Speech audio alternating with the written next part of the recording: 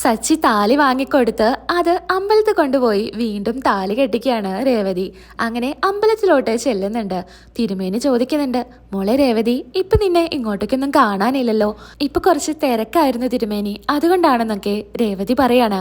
അങ്ങനെ രേവതി വാങ്ങിക്കൊടുത്ത പുതിയ ഷർട്ടും പാൻറ്റൊക്കെ ഇട്ടിട്ട് സച്ചി വരുന്നുണ്ട്. സച്ചി വരുമ്പോൾ ചോദിക്കുന്നുണ്ട്, എന്താ കാര്യം, ഇനിയെങ്കിലും പറ എന്താ കാര്യം എന്ന്. അത് പിന്നെ നമ്മുടെ കല്യാണം ഒന്നും കൂടെ നടത്താൻ പോവാണ്. കല്യാണം നടത്തേ, ഇതാണ് ഞാൻ പറഞ്ഞത്, ഒരു ഐഡിയ ഉണ്ട് എന്ന്. എന്തായാലും ആദ്യം നമ്മൾ കല്യാണം കഴിച്ചപ്പോൾ ഇഷ്ടത്തോടെയല്ല കല്യാണം കഴിച്ചത്, അതുകൊണ്ട് നമുക്ക് ഒന്നും കൂടെ താലി കെട്ടാം. അങ്ങനെ തിരുമേനി താലിയും മാലയും ഒക്കെ ആയിട്ട് വരുന്നുണ്ട്. ഇതാണല്ലേ കാര്യം, ഇതാണ് ഒരു സർപ്രൈസ് ഉണ്ടെന്നൊക്കെ പറഞ്ഞ് എന്നെ ഇങ്ങോട്ട് വിളിച്ചുകൊണ്ടിരുന്നത്. അതെ സജിയേട്ടാ, ചേച്ചി വിളിച്ച് പറഞ്ഞിട്ടുണ്ടായിരുന്നു ഇവിടെ എല്ലാം ഒരുക്കണമെന്ന്, അതുകൊണ്ട് ഞങ്ങളെല്ലാം ഇവിടെ ഒരുക്കിയിട്ടുണ്ടായിരുന്നു. അതെന്തായാലും നന്നായി രേവതി. നിന്നെ ഞാൻ താലി കെട്ടുന്ന സമയത്ത് നിന്റെ മുഖത്തോട്ട് പോലും ഞാനൊന്ന് നോക്കിയിട്ടുണ്ടായിരുന്നില്ല. എൻ്റെ ഇഷ്ടത്തോടു കൂടി ഒന്നല്ല ഞാൻ നിനക്ക് താലി കെട്ടിയിട്ടുണ്ടായിരുന്നത്. അല്ല സച്ചി, അപ്പം നിങ്ങൾ ഇഷ്ടമില്ലേതാണോ കല്യാണം കഴിച്ചതെന്ന് തിരുമേനി ചോദിക്കുകയാണ്. ആ സമയത്ത് അങ്ങനെ കുറേ പ്രശ്നങ്ങളൊക്കെ ഉണ്ടായി, അതുകൊണ്ട് അച്ഛൻ്റെ നിർബന്ധത്തിൽ ഞാൻ താലി കെട്ടിയതാ. അതുപോലെ തന്നെ ആ തിരുമേനി ഞാനും താലി കെട്ടിയത്. അമ്മ നിർബന്ധിച്ചപ്പോൾ ഞാനും അതിന് ഇരുന്നു കൊടുത്തതാണ്. എന്തായാലും ഇപ്പൊ സന്തോഷത്തോടു കൂടി രണ്ടുപേരും പരസ്പരം മാലയണിയൂ എന്ന് പറഞ്ഞ് മാല കൊടുക്കുന്നുണ്ട്. അങ്ങനെ രേവതി സച്ചിയുടെ കഴുത്തിലും സച്ചി രേവതിയുടെ കഴുത്തിലും മാല അണിഞ്ഞു കൊടുക്കുന്നു. അങ്ങനെ താലി കെട്ടാനായിട്ട് തിരുമേനി പറയുമ്പോൾ സച്ചി പറയുന്നുണ്ട്, അമ്മ തന്നെ എടുത്തു തന്നാ മതിയെന്ന്. വേണ്ട മോനെ, ഞാൻ എന്തായാലും എടുത്തു തരുന്നില്ല, രേവതിയുടെ അച്ഛനില്ലല്ലോ, അതുകൊണ്ട് ഞാൻ എടുത്തു തരുന്നില്ല. അതിനെന്താ, അച്ഛനില്ലെങ്കിൽ അച്ഛൻ്റെയും അമ്മയുടെയും സ്ഥാനത്ത് ഇപ്പം അമ്മയുണ്ടല്ലോ. നല്ല മനസ്സോടുകൂടി എന്ത് ചെയ്താലും നല്ലത് മാത്രമേ വരൂ. അതുകൊണ്ട് അമ്മ തന്നെ ഈ താലി എനിക്ക് എടുത്തു തന്നാൽ മതി എന്ന് പറയാണ്. നിറക്കണ്ണുകളോടുകൂടി രേവതിയുടെ അമ്മ താലി സച്ചിക്ക് എടുത്ത് കൊടുക്കുകയാണ്. അന്ന് എനിക്ക് നിന്റെ മുഖത്ത് പോലും നോക്കാതെയാണ് താലി കെട്ടേണ്ടി വന്നത്. ഇന്ന് ഞാൻ നിന്റെ മുഖത്ത് നോക്കി നിന്നോടുള്ള സ്നേഹം മൊത്തം മനസ്സിൽ വെച്ചാണ് താലി കെട്ടുന്നതെന്ന് പറഞ്ഞ് രേവതിക്ക് താലി ചാർത്താണ്. ഒരുപാട് സന്തോഷത്തോടു കൂടി രേവതിയും സച്ചിയും നിൽക്കുകയാണ്. അമ്പലത്തിലെ തൊഴാൻ വന്ന എല്ലാവരും താലികെട്ടിന് സാക്ഷ്യം വഹിക്കുകയാണ്. അങ്ങനെ എല്ലാവരും പൂ വിതറി ഇവരെ അനുഗ്രഹിക്കുന്നുണ്ട്. വളരെ സന്തോഷത്തോടു കൂടി അമ്മയും നിൽക്കുന്നുണ്ട്. ശേഷം പുറത്തിറങ്ങിയിട്ട് അമ്മയുടെ കാല് തൊട്ട് അനുഗ്രഹം മേടിക്കുകയാണ്. നന്നായി വരട്ടെ, എല്ലാ കാലത്തും ഇതേപോലെ നല്ല സന്തോഷത്തോടു കൂടി ജീവിക്കാൻ സാധിക്കട്ടെ മക്കളോട് കൂടി എന്നൊക്കെ പറഞ്ഞ് അനുഗ്രഹിക്കുകയാണ്. അങ്ങനെ ദേവു കൺഗ്രാജുലേഷൻസ് ഒക്കെ പറയുന്നുണ്ട്. മോളെ, അമ്മയ്ക്ക് ഒരുപാട് സന്തോഷമായി. അമ്മയുടെ ഇഷ്ടത്തിന് മോള് കല്യാണം കഴിച്ചതായിരുന്നു, പക്ഷേ ഇപ്പം നിങ്ങൾ പരസ്പരം ഒരുപാട് മനസ്സിലാക്കി. അമ്മയ്ക്ക് അത് തന്നെ വലിയ സന്തോഷമാണ്.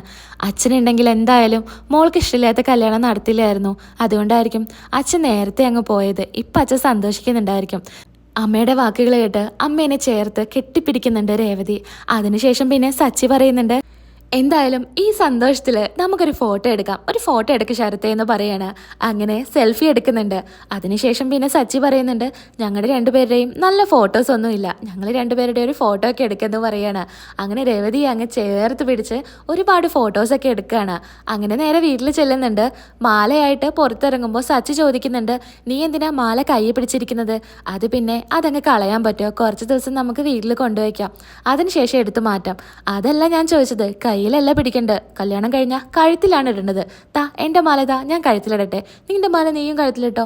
എന്താ സച്ചേട്ടാ ഇത്? അതൊന്നും വേണ്ട. നീ എന്താ ഇങ്ങനെ പറയുന്നത്? നല്ല കാര്യം കഴിഞ്ഞിട്ട് ഇങ്ങനെ അയ്യെന്നൊന്നും പറയരുത്. വാ, നമുക്ക് ഉള്ളിലോട്ട് പോവാം. ഇത് കാണുമ്പോൾ അച്ഛന് ഒരുപാട് സന്തോഷമാവും. അങ്ങനെ സച്ചി അച്ഛ എന്ന് വിളിക്കുന്നുണ്ട്. അച്ഛൻ വരുമ്പോൾ അച്ഛന് ഒരുപാട് സന്തോഷമാവുകയാണ്. അച്ഛ കണ്ടോ, ഞങ്ങളുടെ കല്യാണം വീണ്ടും കഴിഞ്ഞു. ഇവള് പറഞ്ഞില്ലേ ഒരു ഐഡിയ ഉണ്ടെന്ന്, അതിതായിരുന്നു.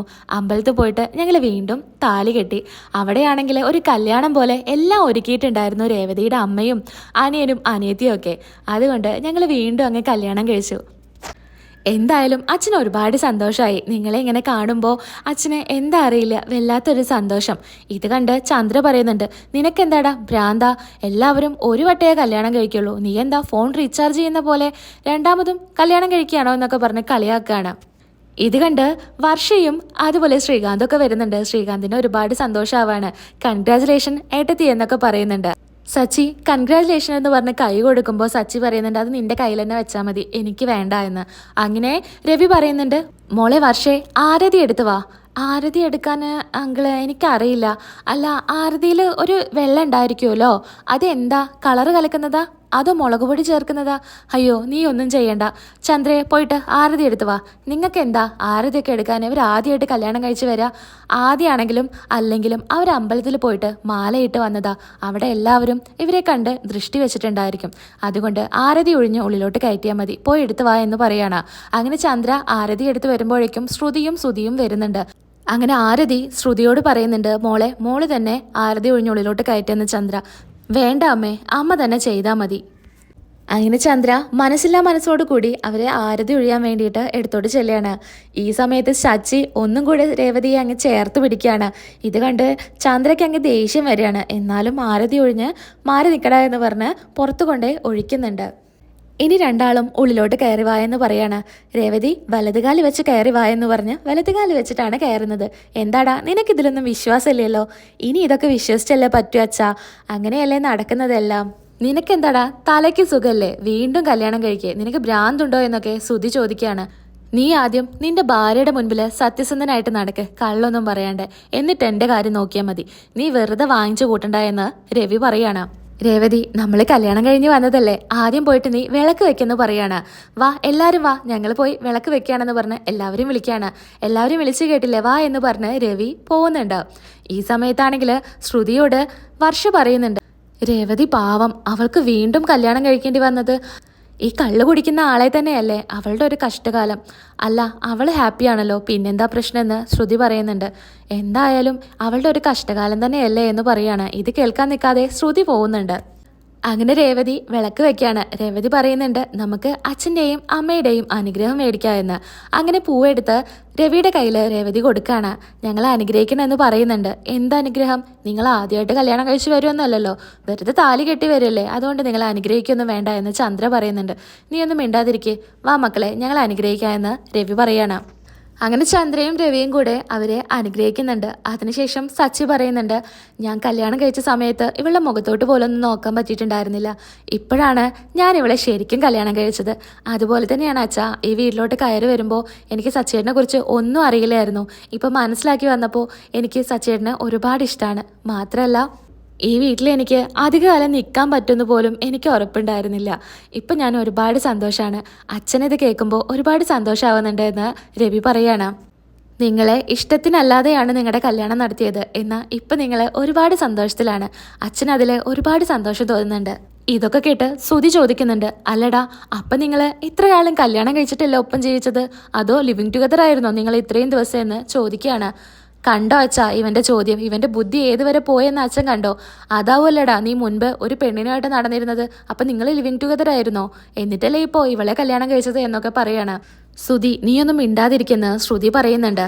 രേവതി ഈ ദിവസം നീ എന്തായാലും കലണ്ടറിൽ കുറിച്ച് വെക്കണം കേട്ടോ. അച്ഛാ ഇനി മുതൽ ഈ ദിവസമായിരിക്കും ഞങ്ങളുടെ വെഡിങ് ആനിവേഴ്സറി ഞങ്ങൾ ആഘോഷിക്കുക എന്ന് പറയാണ്. അതിനെന്താ മോനെ, സന്തോഷമല്ലേ? എന്തായാലും ഞാൻ മാമൻ്റെ അടുത്ത് വരാൻ പറഞ്ഞിട്ടുണ്ട്. എന്തിനാടാ? അല്ല ഇവിടെ എന്തെങ്കിലും പരിപാടി നടക്കുമ്പോൾ അച്ഛൻ്റെ കൂട്ടുകാരൻ വരാറുള്ളതല്ലേ, അപ്പോൾ വരട്ടെ. എന്തിന്? അല്ല ഇനിയിപ്പോൾ വൈകിട്ട് കുറേ ചടങ്ങുകളൊക്കെ ഉണ്ടല്ലോ, അതൊക്കെ ചെയ്യണ്ടേ എന്ന് പറയാണ്. അങ്ങനെ രേവതി സച്ചിയോട് പറയുന്നുണ്ട്, സച്ചിയേട്ടനൊന്നിങ്ങ് വന്നേ എന്ന് പറഞ്ഞ് കൂട്ടിക്കൊണ്ട് പോവാണ്. അങ്ങനെ എല്ലാവരും അവിടെ നിന്ന് പോകുന്നുണ്ട്. അങ്ങനെ ശ്രുതി പറയുന്നുണ്ട്, ഇത് കുറച്ച് ഓവറല്ല ആൻറ്റി, എന്തൊക്കെയാണ് കാട്ടിക്കൂട്ടുന്നത്? അതെ ശ്രുതി, ഇപ്പോൾ ഒരു അരപ്പവൻ്റെ താലി വാങ്ങിയതിന് ഇങ്ങനെയൊക്കെ കാണിക്കുന്നു. ഇനി ഒരു 5 പവൻ്റെ ചെയിനൊക്കെ വാങ്ങിച്ചു കൊടുത്തിട്ടുണ്ടെങ്കിൽ നമ്മൾ എന്തൊക്കെ കാണേണ്ടി വരും? എന്തായാലും മോളെ ശ്രുതി, ഞാൻ പറഞ്ഞ കാര്യം നീ നിന്റെ അച്ഛൻ്റെ അടുത്ത് പറഞ്ഞോ? അച്ഛൻ്റെ അടുത്ത് പറഞ്ഞ് കുറച്ച് സ്വർണം വാങ്ങിക്കുക, എന്നിട്ട് നീ കഴുത്തിൽ താലിയൊക്കെ ഇട് എന്ന് പറയാണ്. എന്താ മോളെ, നീ നിന്റെ അച്ഛനോട് പറഞ്ഞില്ലേ? അത് പിന്നെ ആൻറ്റി ഞാൻ അങ്കിളിൻ്റെ അടുത്ത് പറഞ്ഞിട്ടുണ്ട്, അങ്കിൾ പറയാന്ന് പറഞ്ഞു എന്ന് പറയാണ്. ഹൗ ഇപ്പോഴാ സമാധാനമായത്. അങ്ങനെ പിന്നീട് രേവതി അടുക്കളയിൽ ഭക്ഷണമൊക്കെ തയ്യാറാക്കാണ്. ചന്ദ്ര ചെല്ലുന്നുണ്ട്, ഇത്ര നേരമായിട്ട് ഇവിടെ ഭക്ഷണമൊന്നും റെഡിയായില്ലേ? അത് പിന്നെ അമ്മേ ഇപ്പം റെഡിയാവും, ഞാൻ തയ്യാറാക്കിക്കൊണ്ടിരിക്കുക. നിന്റെ വിചാരം കാണും ഇപ്പം നീ ഇങ്ങോട്ട് കല്യാണം കഴിച്ച് വന്ന പുതുപ്പെണ്ണാണെന്ന്, അതൊക്കെ നിന്റെ മനസ്സിൽ വെച്ചാൽ മതി. നീയും നിന്റെ ഭർത്താവും കൂടെ ഇവിടെ എന്തൊക്കെയാ കാട്ടിക്കൂട്ടിയത്? നീ പറഞ്ഞു കൊടുത്തിട്ടായിരിക്കും ഈ നാടകമൊക്കെ ഇവിടെ നടത്തിയത് എന്ന് ചന്ദ്ര പറയാണ്.